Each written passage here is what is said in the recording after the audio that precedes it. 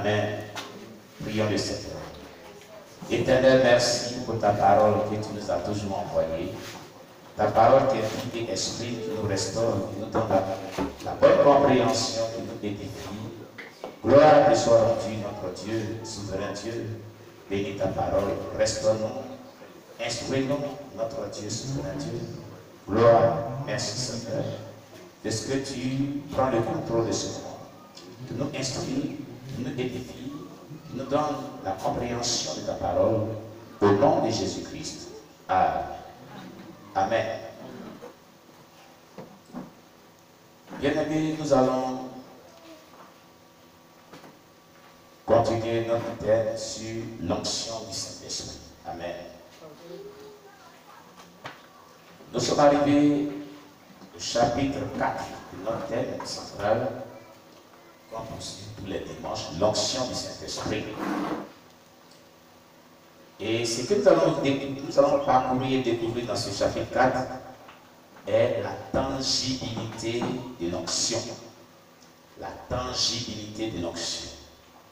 Quand on parle de tangible, c'est ce qu'on peut toucher par expérience. Amen. Quand on dit quelque chose de tangible, elle est vécue, elle est sensible, elle est touchable. Amen. Alléluia. Gloire à Jésus-Christ.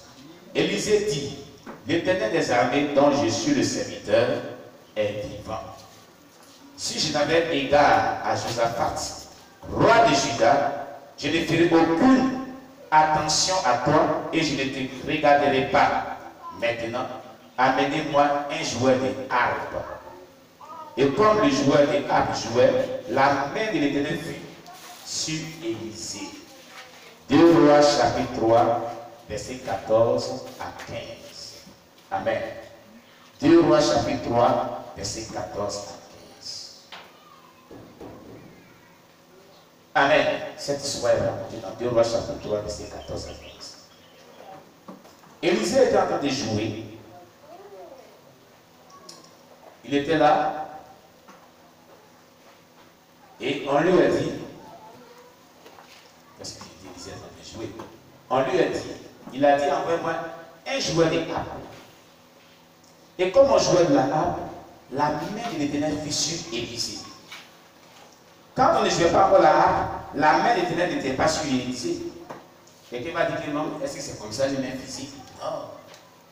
Non. Ce n'est pas une main physique comme ça qui était sur Élisée, comme ça, qui n'est pas le père, non, tu me touchais comme ça, non. Non. Non et non. Dieu voulait dire ici que l'Esprit de Dieu était tangible sur Élisée. Amen. La puissance de Dieu le saisit d'une manière tangible, le toucha d'une manière tangible.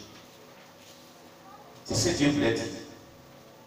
La puissance de Dieu le toucha et le ressentait.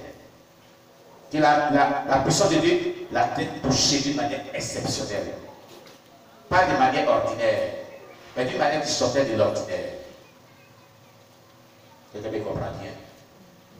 La tangibilité signifie le toucher de l'Esprit de Dieu. Dieu te touche. Quand il te touche par son esprit, par sa puissance, tu sais qu'il t'a touché. Amen. Amen. Plusieurs versets qui parlent de la main de l'Éternel, la main de l'Éternel, la main de l'Éternel. Mais l'on pense que c'est la main comme la main d'un être humain comme ça. Non. Vous pouvez parler là de la puissance de Dieu qui est tangible. Amen. Amen. L'arrière-plan de cette histoire est une bataille. Le roi d'Israël, le roi de Juda et le roi d'Édom partaient en guerre contre le roi de Moab. Ils sont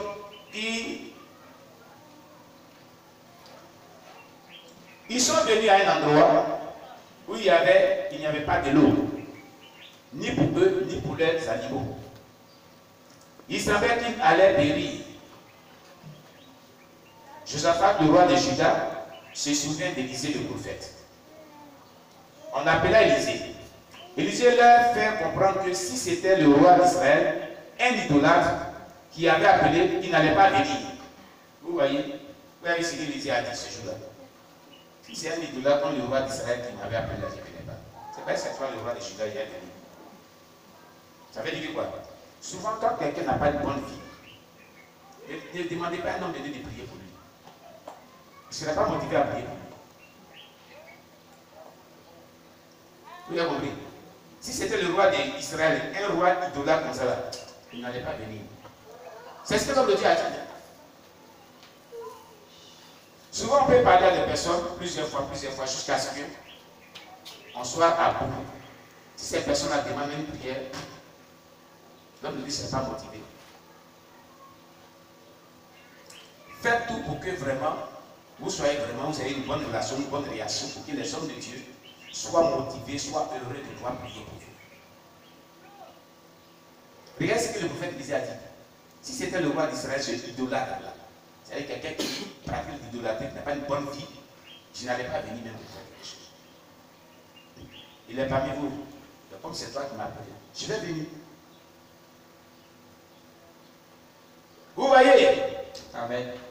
Donc, de par vos caractères, de par votre conduite, vous pouvez motiver un homme de Dieu à prier pour vous. Je tiens à retenir, à souligner cela. Amen. Amen. Oui. Si quelqu'un n'a pas un bon comportement, qui n'est pas une source de motivation pour un homme de Dieu, l'homme de Dieu ne sera pas inspiré à pouvoir prier pour lui. Il ne sera pas inspiré. Il ne sera pas inspiré à prier pour lui.